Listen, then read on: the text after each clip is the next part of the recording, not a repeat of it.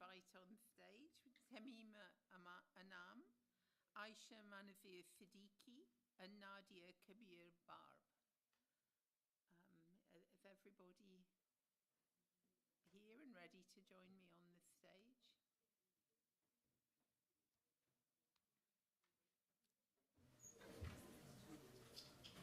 I should also mention while I'm here, by the way, some of Khushwant's books are on sale as well, which you might be interested in picking up copies. So do have a good look at the bookstall today or tomorrow. Should I play? I need to play some continuity music or something. I'm afraid I won't sing because everybody would definitely leave. But I don't know where our last speakers are. Has anybody seen them? They are here? Okay, great.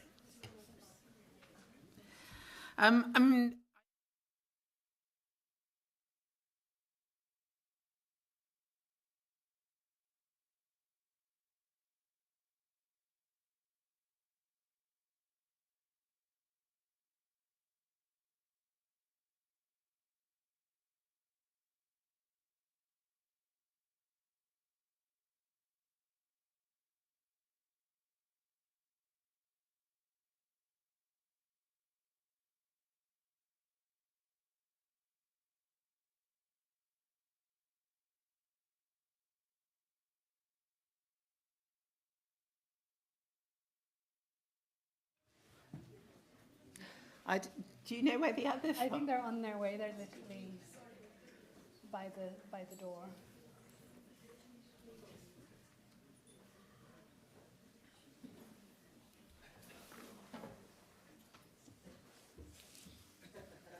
Hello. Hi, how are you? Nice to see you. Rachel. It's a small world. You look really well. Thank you, and you too. The teal and orange. Oh, it's because thank you. I think it's when I want to tell people it's over, they can't pretend they didn't see me in the audience. So I'm delighted to welcome on stage our last speakers of the day. I'm sure many of you, as with our other speakers, know them already. Tahmima Anam's latest novel is The Start-Up Wife. Her first novel, A Golden Age, won the Commonwealth Writers' Prize and went on to be translated into 27 languages.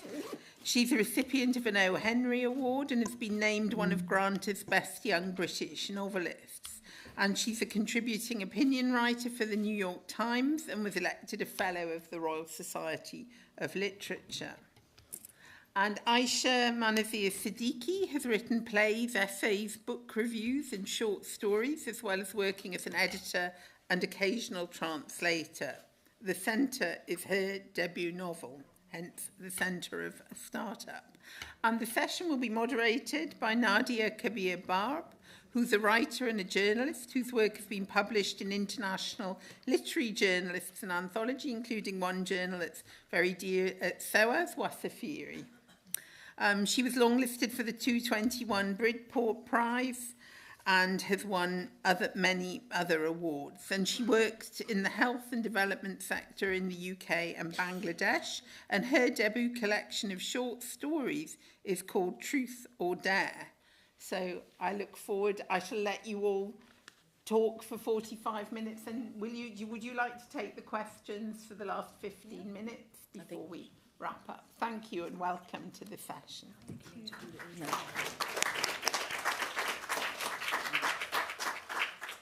Good afternoon and welcome to the Khushwant Singh Literary Festival 2024. Thank you all for being here. As you've just heard, I am Nadia Kabir Barb and I will be chairing this session. So I think maybe I should just get into it. And I think, Tahmima, first of all, your previous books, A Golden Age, The Good Muslim, and The Bones of Grace, they all deal with three generations of the Haq family set against the backdrop of the Bangladesh War of Independence to present day.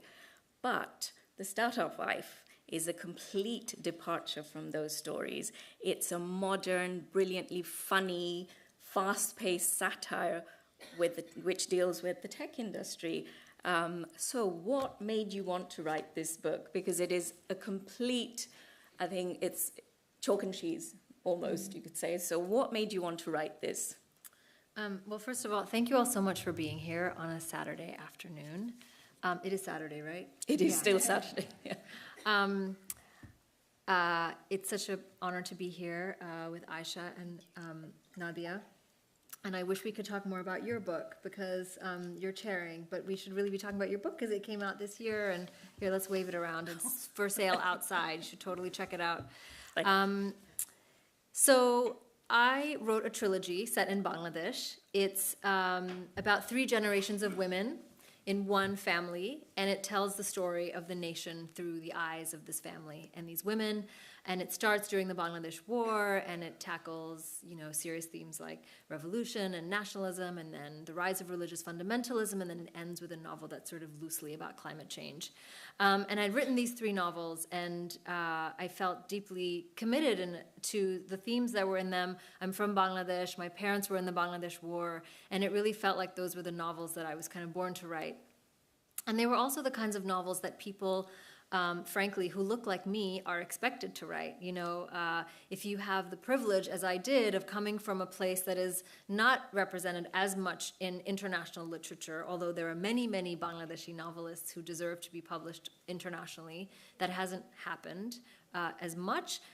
It felt that it was my duty to represent the place that I was from and tell some of those stories that may have gone sort of less represented in the past.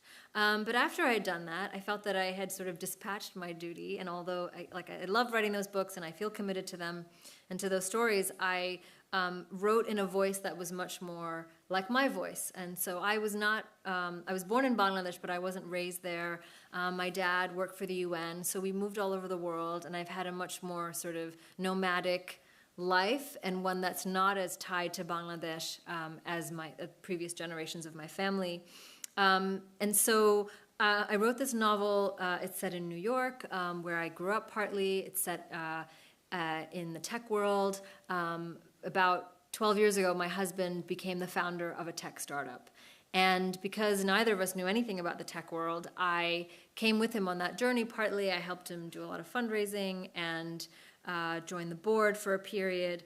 And I was watching him in investment meetings and in board meetings, and I started thinking to myself, what if it was me doing this?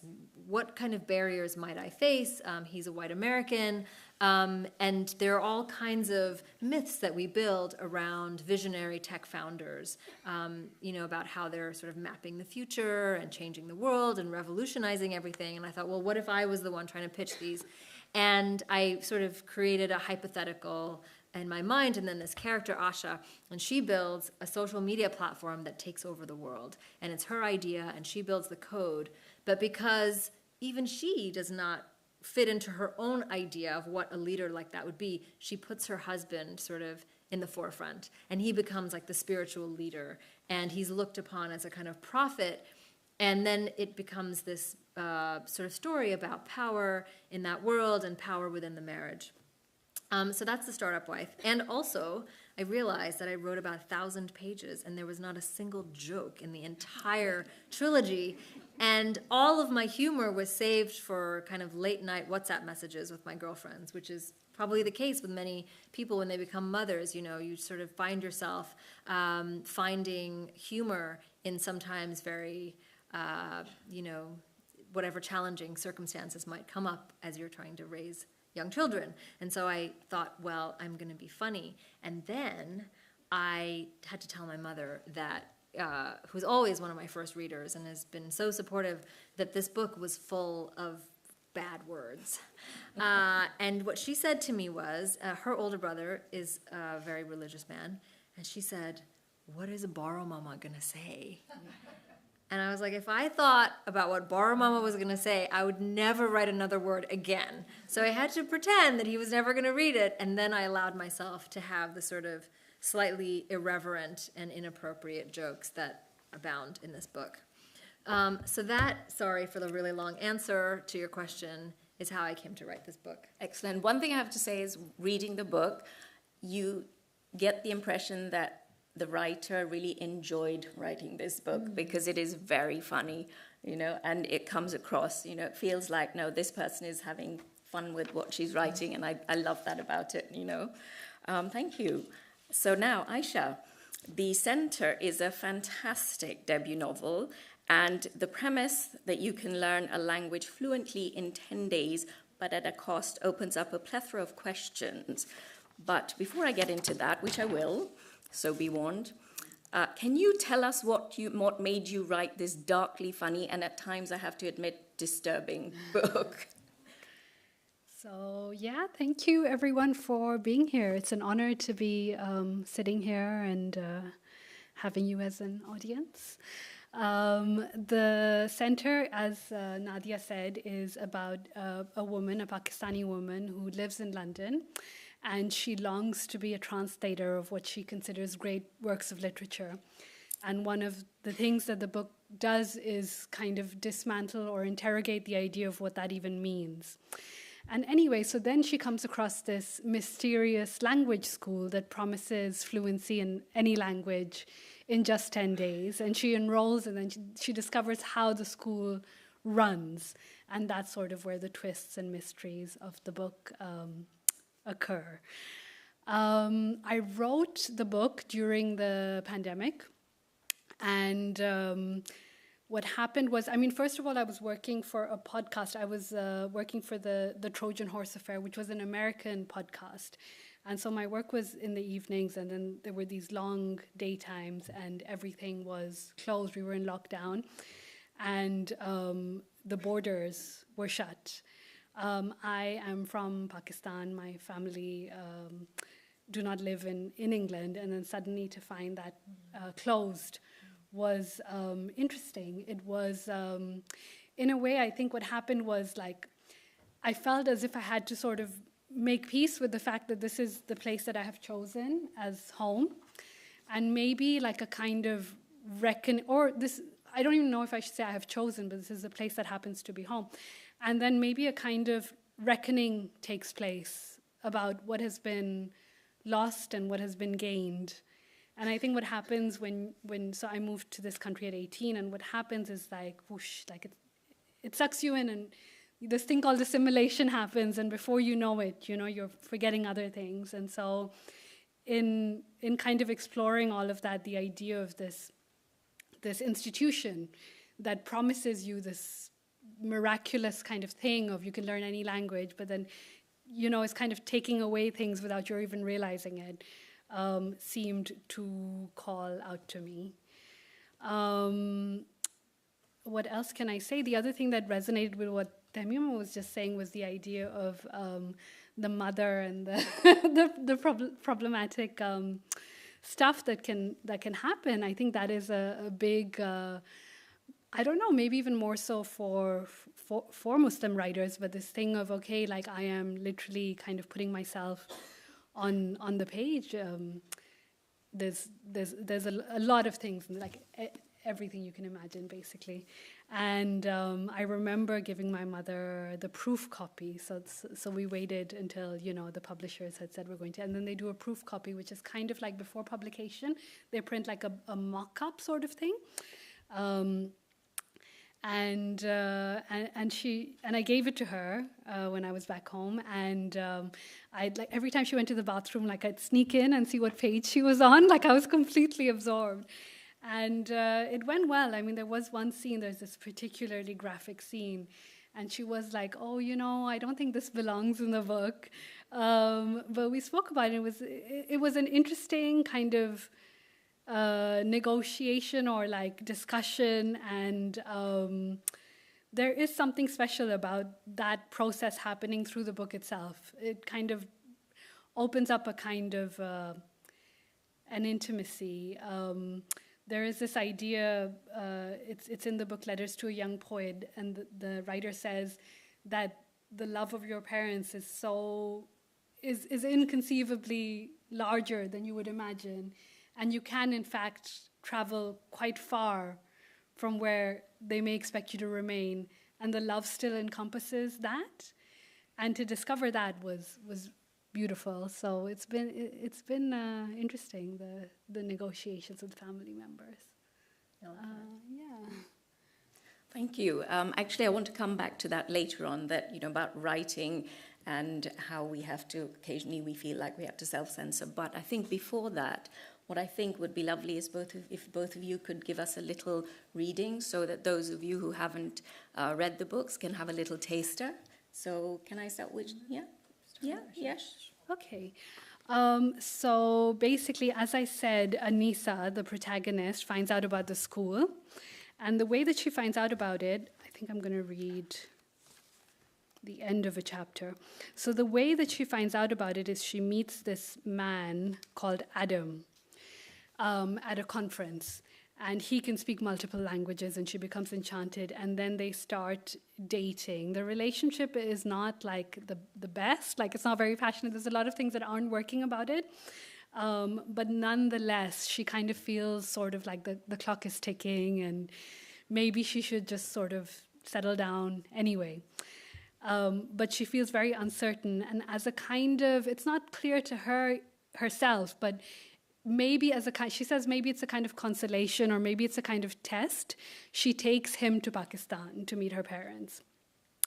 There, he instantly starts speaking in Urdu, to everyone's shock.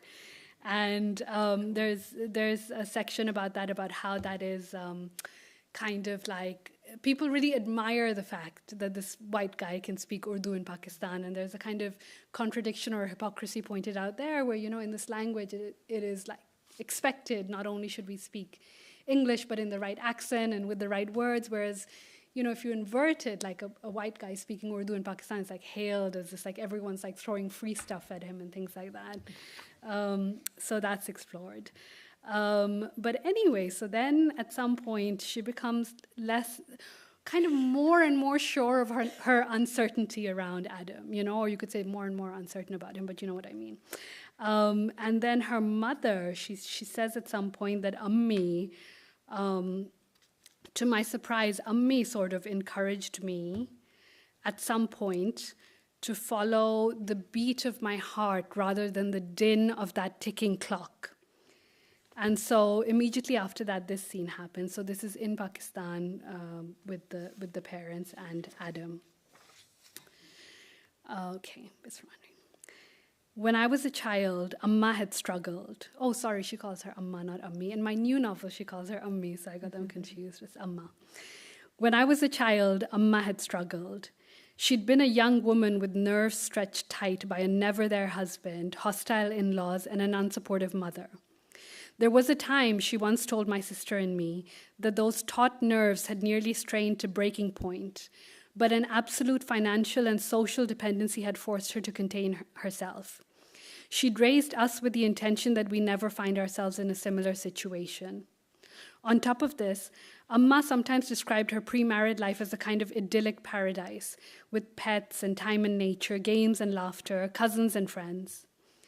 If I were a man, she'd once said, if I had the kind of freedom and independence that they do, I would never get married. I don't know why they do it. Maybe things like that had planted a seed in me. I didn't have the restrictions my mother had had. I could, in some ways, live like a man.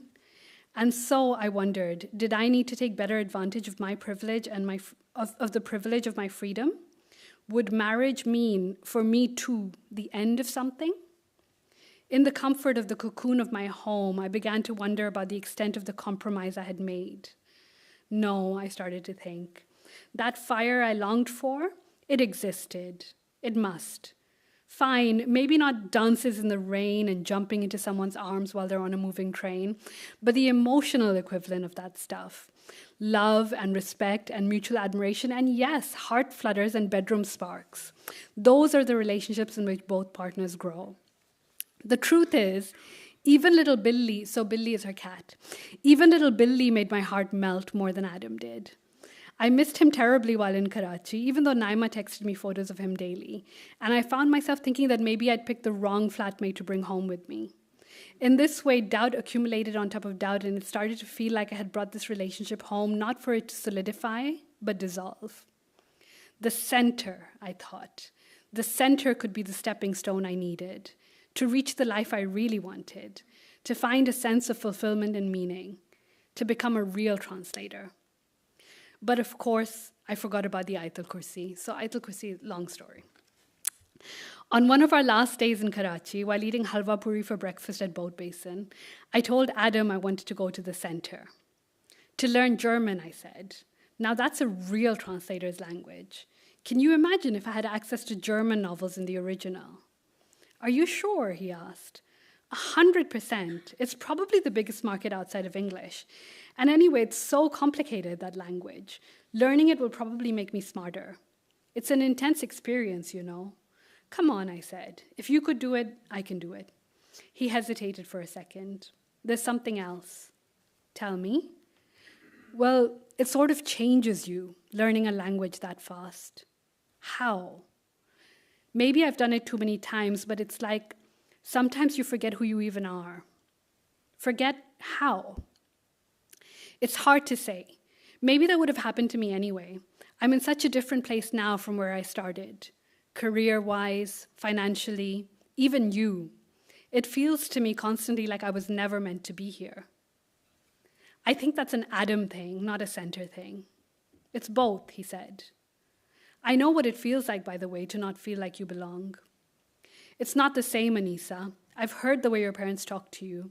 They've told you from the day you were born that you could be anyone you wanted. Me, every day I wonder. Sometimes I feel like I should keep a packed bag by the front door at all times, you know, in case I'm suddenly evicted from my life. He looked at me then, and I felt my heart soften. He touched the tip of his nose, our code for I'm giving you a kiss right now, while we were out in Karachi. Then, when we got home, while the household was taking its afternoon nap, we locked my bedroom door and made love in a way that felt tender and true, but also like a goodbye. And once we got back to London, I asked Adam if we could take a break. He seemed upset but didn't protest. This made things worse. He acted as if my rejection were a justification for his own self-loathing. I understand, he said. I can be a bit intense, I know. It's not that, I said. I just want to see where my head and heart really are. I don't know, Adam. Maybe I'm just meant to be alone. You're just trying to let me down gently. It's really not that. And so Adam moved back into his own flat. He told me he'd given the center my details and that they would be in touch if I passed their background check. Completely unaware of the true nature of what I'd signed up for, I waited impatiently for their call. The end.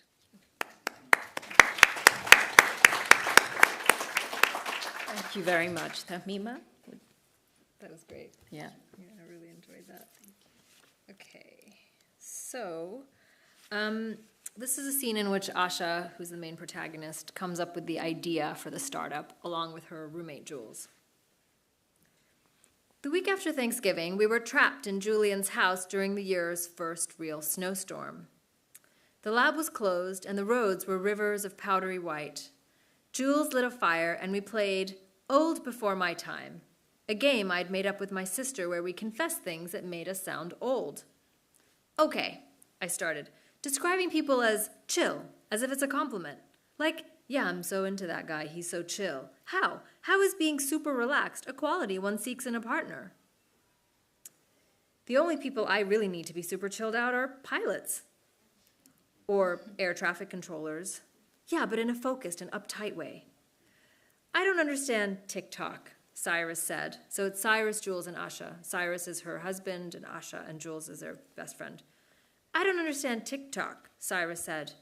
I don't understand Reels, Jules said. What's the point if everything keeps disappearing? Reels don't disappear. Stories do. Keep up, I said. So I got a letter today from some people in Missouri, Cyrus said. I gathered the game was over. Cyrus started reading the letter aloud. My wife and I grew up watching Little House on the Prairie, and we both have this yearning to kneel beside our bed at night and say some kind of prayer. Wouldn't it be nice if we could do that without questioning the viability of a higher power? What if we could put our palms together, look up at the sky, and do some real talking about the day, about the things that had gone wrong, the things that we were okay with, the things we hoped might happen tomorrow? Could we just do that? Could we just do that and enjoy it? We don't want to cheat on our atheism.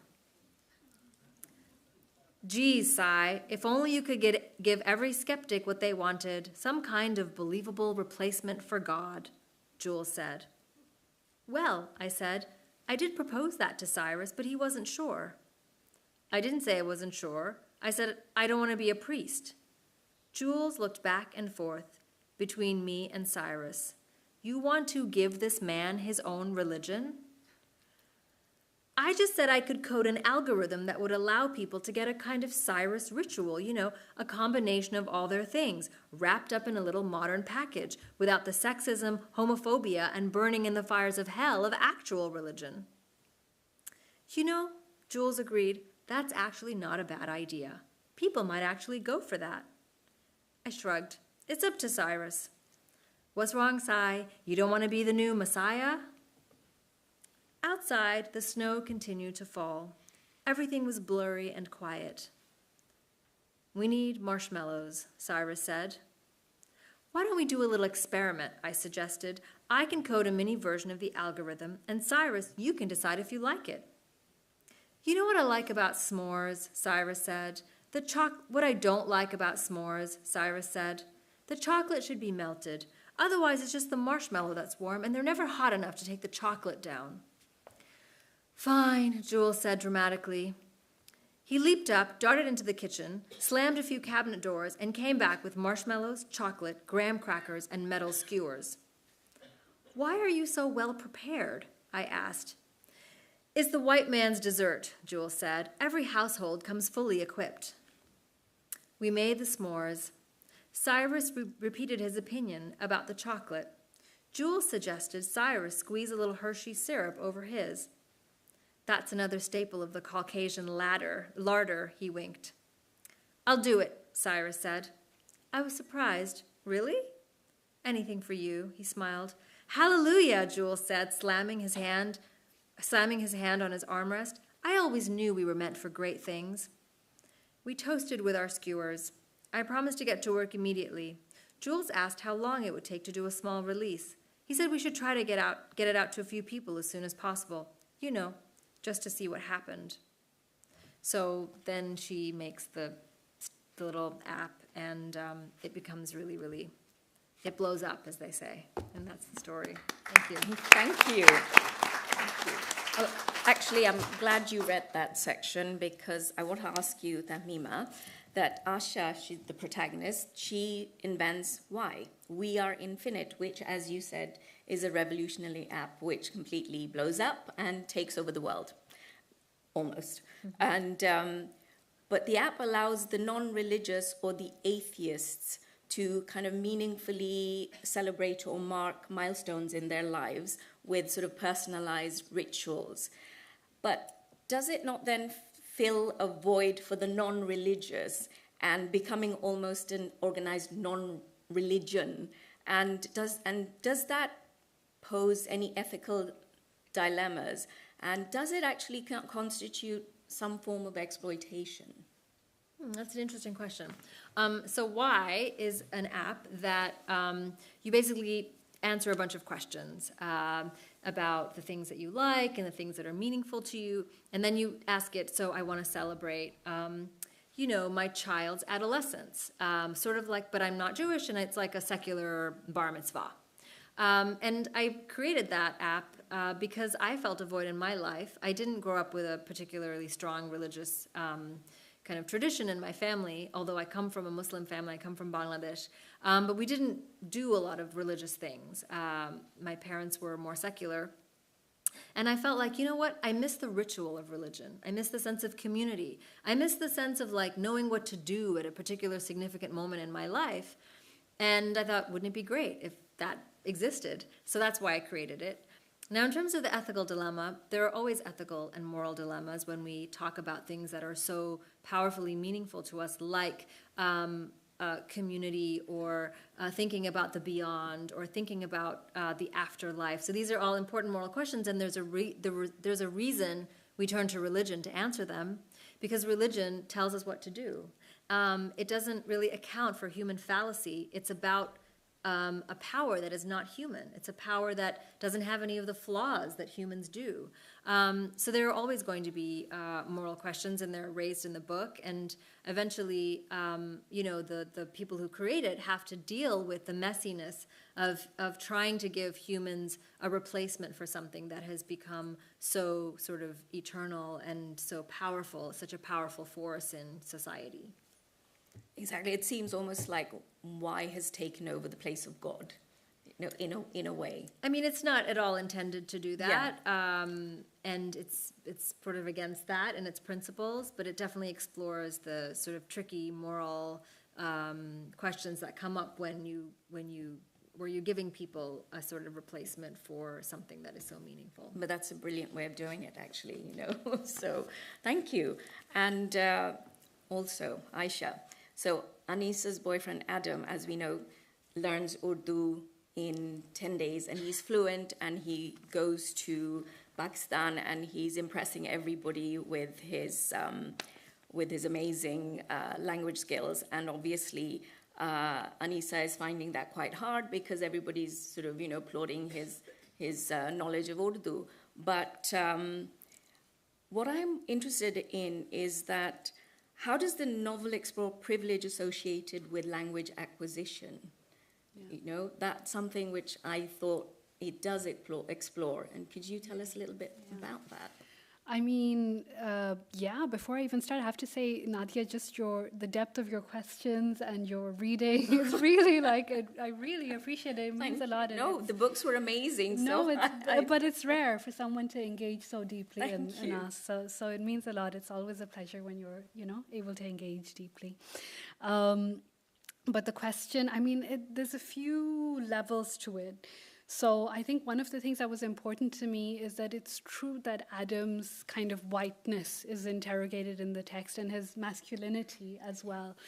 But at the same time, what I was attempting at least is to also interrogate Anisa's class privilege. So Adam comes, which may have been, clear from the little excerpt I read, but Adam comes from a working class background. And so in that kind of relationship, you see a lot of Anisa's the places that she's refusing to see or that she just doesn't see. You see her entitlements and her ignorance. And so this thing around kind of intersectionality, that we hold power over each other in many different ways, and that this can coexist, with the same person. On one level, it may appear that this person holds the power, on another, not at all.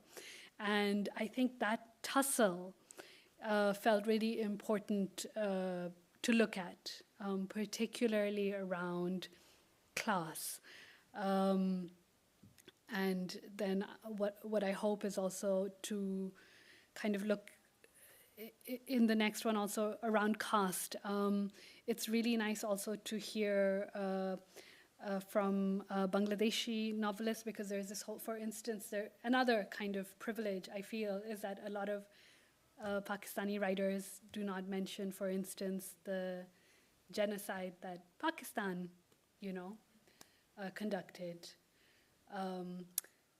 in Bangladesh. And it is it is perhaps easier for us to look, for instance, at the genocide that is currently happening, for some of us, the genocide that's currently happening in Palestine, and to be like, some of us are raising our voices, rightly so. But sometimes what becomes more difficult is to look at the ways in which you are conducting oppression. And I think these are some of the things I want to explore in my writing. And they're murky and complicated areas, but in a way it feels like the only sort of fruitful avenues as well. So I try to kind of keep this self-interrogation open as much as I can when I work and when I live. And then to come to language and the hierarchies of language, Anisa is convinced, as are many people, that, and she's right. So I also have done translations a little bit, Urdu and French, just as the protagonist has. And Anisa is not mistaken that German is a very useful language for a translator to have. because this does exist. Certain languages are more valued than others in our world. That is another place where there are structures, hierarchies, and structures of domination. So that is there, and that was interesting to look at. I think what happens and what she also finds, for example, she goes back to the school a second time to learn Russian, and she says, oh yeah, Dostoevsky, Tolstoy, the people they call the greats, and maybe I too will become just a little bit greater, by imbibing this language. So this idea as well, that perhaps like a higher level of intelligence is attached to a certain language or a certain culture. That is another thing that these are like unconsciously imbibed things, but that's another thing that we contain, I feel. The idea that certain languages are, for instance, more sophisticated than others. And these things reflect kind of global power dynamics. I'm making this sound like a little bit academic or theoretical or boring, but in fact, it's told in fictional form, and I hope really it's not entertaining and funny. But at the same time, I do hope that it's coming from this deeper place, which is trying to kind of like question certain things in subtle ways. Thank you. Thanks very much for that.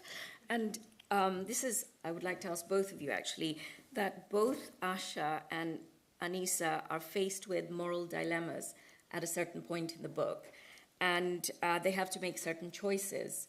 And do you feel that sometimes we lose sight of the basic morality of what is right and what is wrong in the pursuit of knowledge or progress?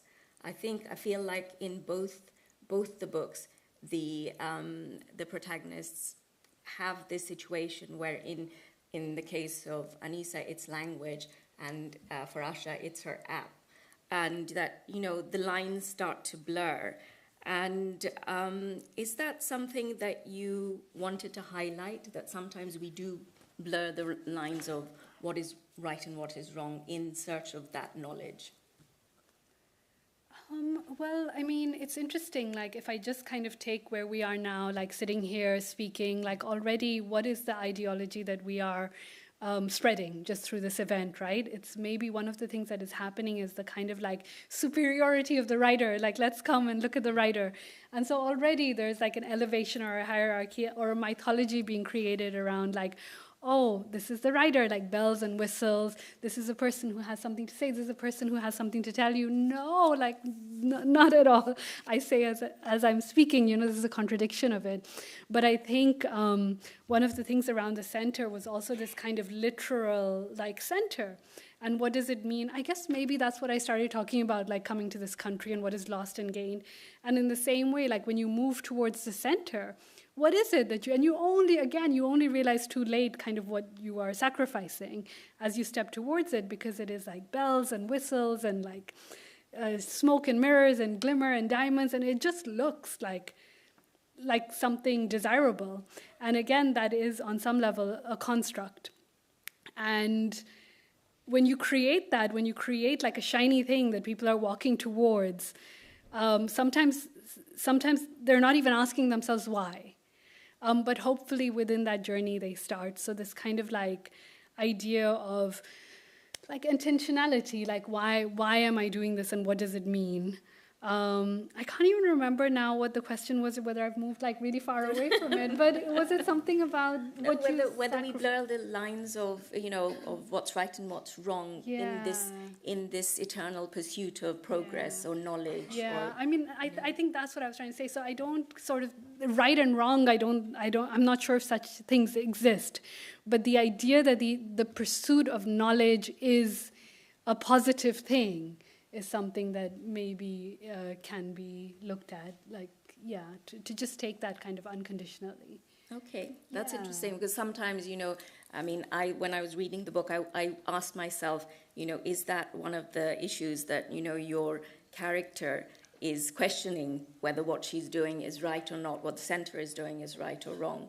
But, she still, she goes ahead with whatever choice. I'm trying not to give away any spoilers, but she makes certain choices.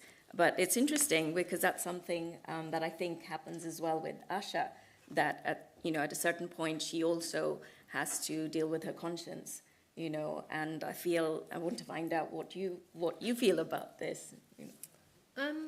I think in some form or another, all books explore that, all novels. Why are we here? Why do we write novels as opposed to doing journalism? And you obviously have a lot of opinions, political opinions, and the Trojan Horse podcast, by the way, was amazing.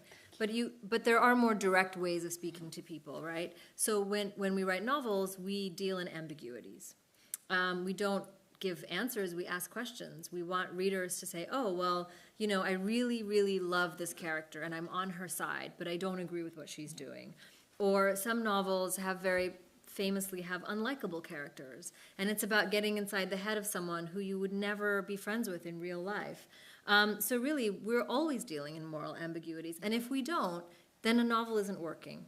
The novels that we don't enjoy reading are the ones that are too didactic or too prescriptive or are telling us what to feel. And that's not why we're there. We're there to feel something. We're there to feel things that we wouldn't feel in the normal everydayness of our lives. They're supposed to awaken things in us that we otherwise wouldn't be able to awaken. It's like listening to an amazing piece of music. I think of all the arts, music is the one that's the most mysterious because it doesn't even have language to sort of direct you to a certain place. And as novelists, we have this incredible privilege of being able to speak into your mind, having a voice that goes right into your head. I mean, who gets to do that? It's such an incredible, like I said, it's an incredible privilege. So we're there to ask questions. We're there to sort of tread the moral grayness that is life and the choices that people make. So I tried to do that a little bit in this book and probably in all of my books. I think actually both of you do it really well because you don't tell the reader what they should be thinking and whether what your character is doing is right or wrong. I think, that's something that comes across, which is actually what it should be. I don't think a writer there should be no writer intrusion or authorial intrusion where they're telling you that you must think like this or my character is doing something. Actually, by the way, it's really bad.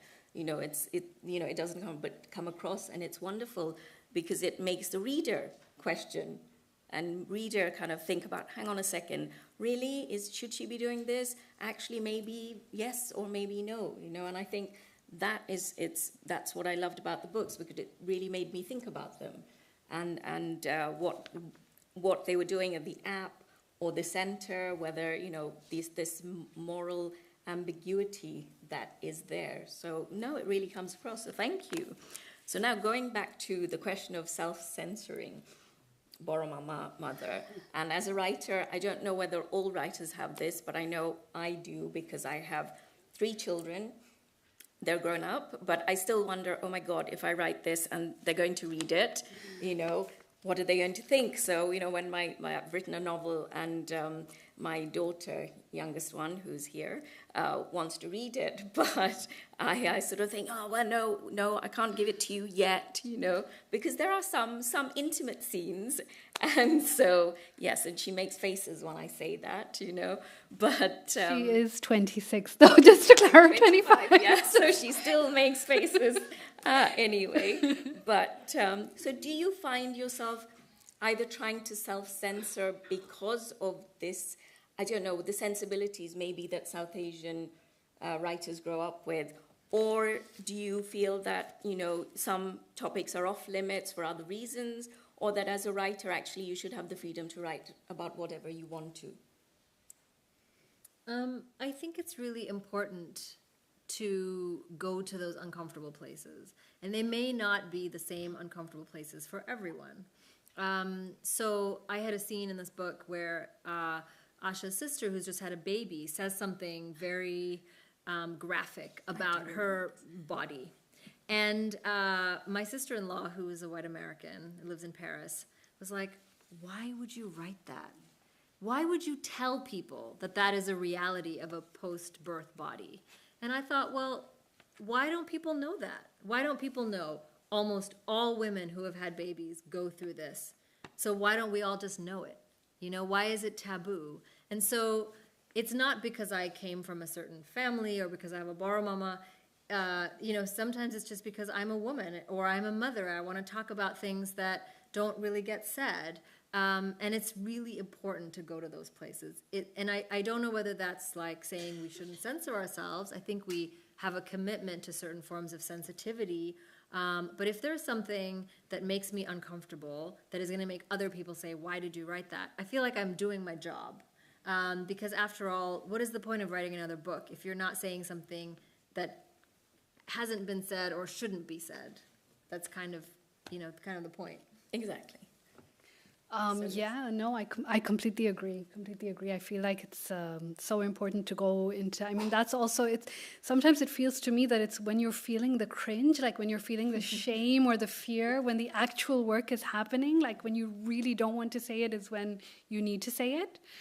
Yeah. At the same time, the example that came to mind when you were talking about self-censorship, I don't know if this is relevant, but it's with the new work that I'm working on.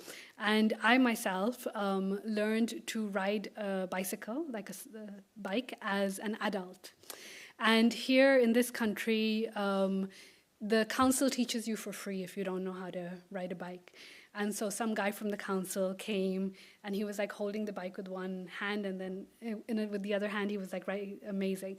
And anyway, so then he taught me, like he took the things off, and we learned, and it went really fast. But this man said to me, and this is in the book, but this man said to me during our session, he said, the vast majority of my clients are South Asian and Arab women. And I put this in the book. He had actually said this to me, and I think it's a telling kind of comment. But upon rereading this, I felt like there is a certain, because when I write, I feel like I write to a very intimate other, like let's say my sister. And so it seems fine. But then I was thinking, like, there is a certain gaze that could look at that sentence, and it could be used to kind of like make an argument in their head stronger of the oppressed brown woman. You know, like there is a potentially like a racist kind of thing in the middle of that thing that could be taken. So then it's like, oh, you know, is this something that should be removed? But then it's like, I think like you're already getting it, right? But then it's like, but the thing is, you also can't be thinking of, like, the whole point is to not think of that gaze as well. So you're kind of caught in a bind. Like, if you remove it, then you're privileging that gaze, which you actually should not be thinking about at all if you want to create like an authentic work of fiction, at least in my view. And so it's really like these are the places where you get stuck, and this is inevitably the places where you will get stuck as a marginalized writer, you know? And what I have chosen to do for now, which I think is potentially ridiculous, is to leave the sentence in and then to put exactly what I've shared with you, like to say, I have hesitancy in saying this sentence for this reason, but I have hesitancy in taking it out for this reason. I mean, I don't know what will happen, but these are the kinds of things that come to mind. Like these are the abysses that you can fall into, maybe. So self-censorship also involves a kind of staying vigilant to every word that you're putting on the page, you know? Sometimes it's okay. It completely depends on how, like, whether you're working from your gut and your heart, I think. Okay, thank you. Have you ever had any time where your publisher or agent has said, actually, no, don't put that in, or, you know, actually don't, you know, we don't want to put that in this book? Never? I mean, currently it's very complicated. I feel the moral obligation to write about Palestine. Yeah. And it's very complicated whether this should happen or not. And when someone tells you not to, which has happened recently, you wonder whether it's from their ideology or whether they're looking out for you, whether it makes sense, you know. The problem with writing is it's so slow. Anything you write now will be published in about 2 or 3 years' time if it's a book. So maybe the advice is correct and maybe it's not, but, you know, things like that I'm stuck on. So Palestine is a very inflamed topic at the moment. Thank you. So that's yeah. Thank you for that. We're going to open up the floor in just a minute, but before I do that, I want to ask you just a question.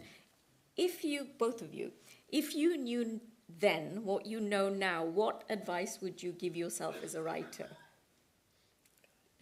I mean, you're so much more experienced than me. I think I'm older, yeah. So okay. No. I'll be old. I would say I had a writing teacher And he said, when he read my first draft, he said, "Don't be so dutiful." And I don't think that I listened enough. I wish I had been less dutiful and more irreverent. That's a great one. What about you? So this is my first book. I don't know. Still don't know anything. If I Writing knew your that. second book. So Yes. what would you?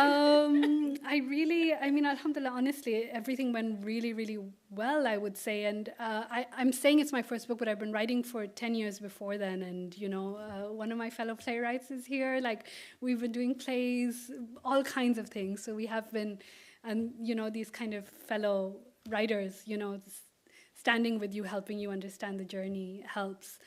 But I really don't know. Some like vague thing is coming into my mind, but maybe it's because I just saw her, but around sisterhood and solidarity and like holding that close. And I guess, like there have been some complications around that as well recently. So that, like relationships being very important. Brilliant. So just one thing, I had a fellow writer who was asked the same question once, and she said, well, I would have told myself that you're not going to get rich by writing books. That's what I would tell myself. But I think now we can open up the floor for questions. So...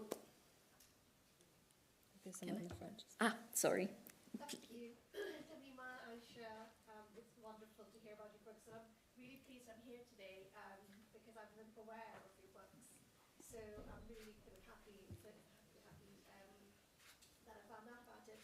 I was going to ask, I'm Bengali originally, and the whole Manushki Bolbe, what's my bar mama going to say, the self-censorship, what gave you, or is there something in your backgrounds or your awareness that gave you that courage to get over that, to kind of say, I genuinely don't care, or I'm going to deal with it later. What gave you that courage to kind of get over that self-censorship point? So I remember maybe 15 years ago, we heard you perfectly. Yeah. But I don't think the rest of the audience did. Oh, So did she you guys asked- hear? Sorry. Go ahead. Yeah. Oh my God. Apologies. My question was about self-censorship, given, I basically share a similar background. I'm British Bangladeshi, and I grew up with the whole Manushki Bolbe, which means what is the neighbor going to say? What are other people going to say? So it's just about self-censorship and how the writers have dealt with that in their own kind of upbringing or their own worlds. Thank you.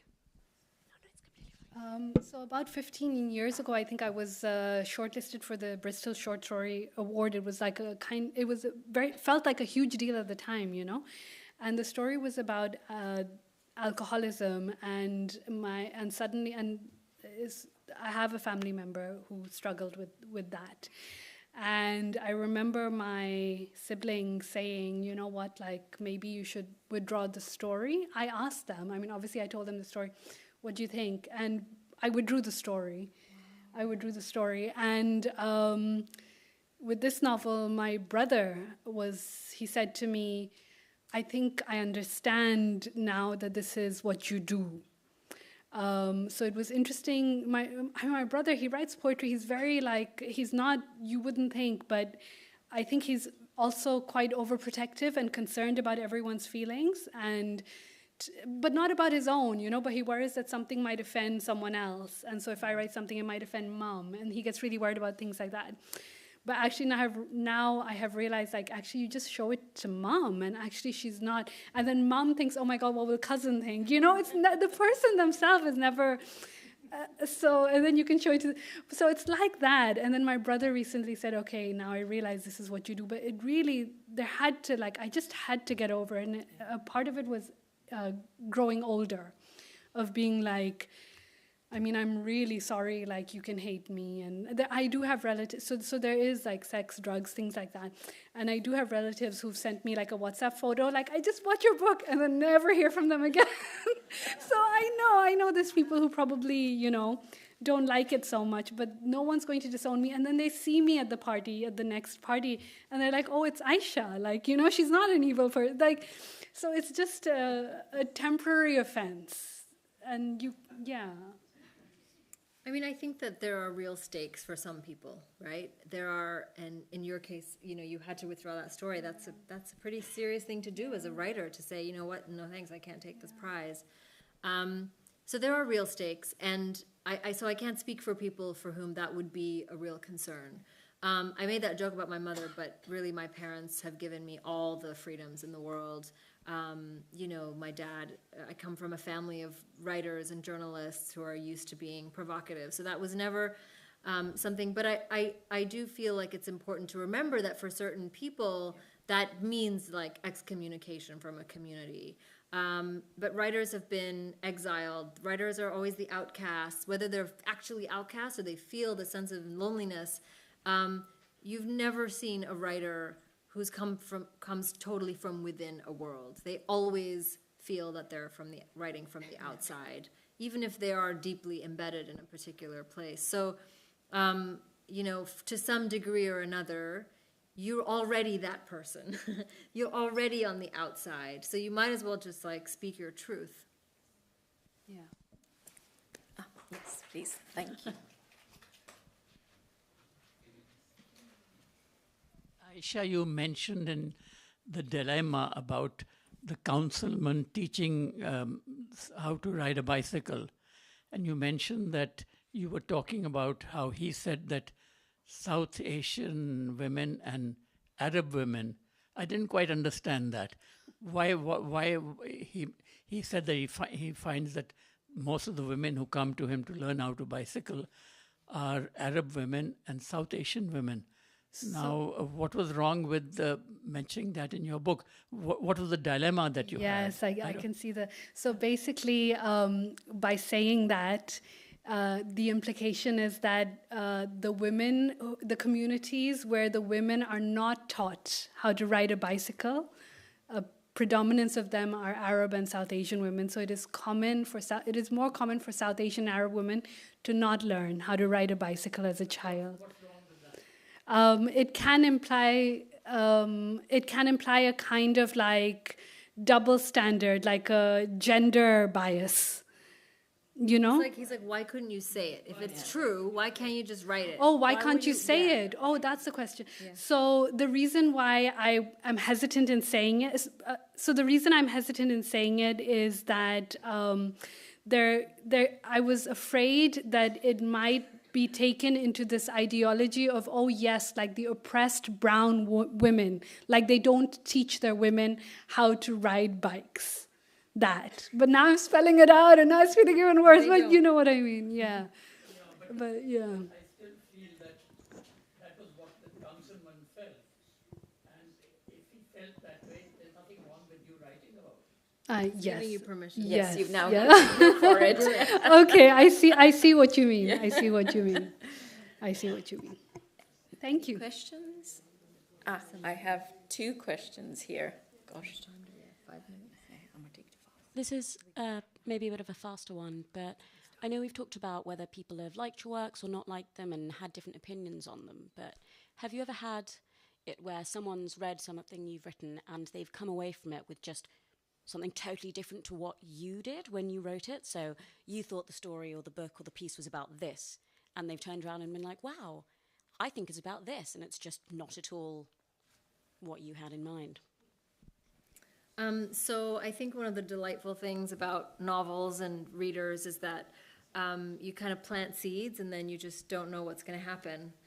So usually people have read my work. It's, in the way that I intended it to be read. But people have been offended or they've disagreed. When I first published my first novel about the Bangladesh War, I would be speaking to a kind of mixed South Asian audience, and some people corrected me and said there was no genocide in Bangladesh, or that I had gotten that wrong, and were greatly offended by that. So that's always a possibility when you're writing a novel. It's even, because people project their own assumptions. And if you can change one person's mind in some small way, then you've done your job. But you can't always expect that will happen. Ayesha, do you want to answer that? Do you want to? Mine's much more of a general question, but given the level of discussion on multiple social media platforms regarding the lack of support, even from the big publishing companies to an author in terms of marketing and promotion, would you say that it's sound advice to a new author to say take a crash course in marketing before publication? You go ahead. I mean, personally, oh gosh, it's hard to say. So personally, I just left all of that to the publisher. And from what I understand, there's little that the writer can do. Like, there's only so much, like sharing it on Twitter. It's a very small field of impact. And so you're very dependent in a way on the publisher to do the marketing. I personally, I didn't engage with the marketing aspect. Did you? No? I think we're out of time. Yeah. So, well, thank you very much, Tahmima and Ayesha, and thank you all for being here. And a big thank you to the organizers of the Khushwant Singh Literary Festival. Thank you very much. And to all of you.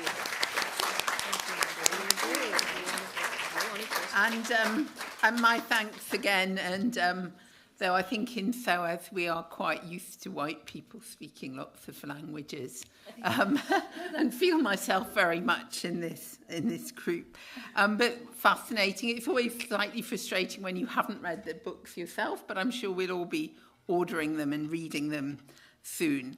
So that's it for today. Lovely note to end on. I'd just like to, you might have seen beer in the programme, and to thank Cobra Beer for providing the beer. And I'd also like to thank Sheila and Harkarat Singh for organising the snacks to go with the beer. So I hope you'll all join us for that before you rush off to watch the football or whatever you're doing tonight. Oh, and the music. Sorry, I mean, I didn't mention the music because I didn't write it on my programme. But there is music from 7:30, which will be back here. So please do stay for that, especially if you're like me, not watching the football. And see you tomorrow here at 11.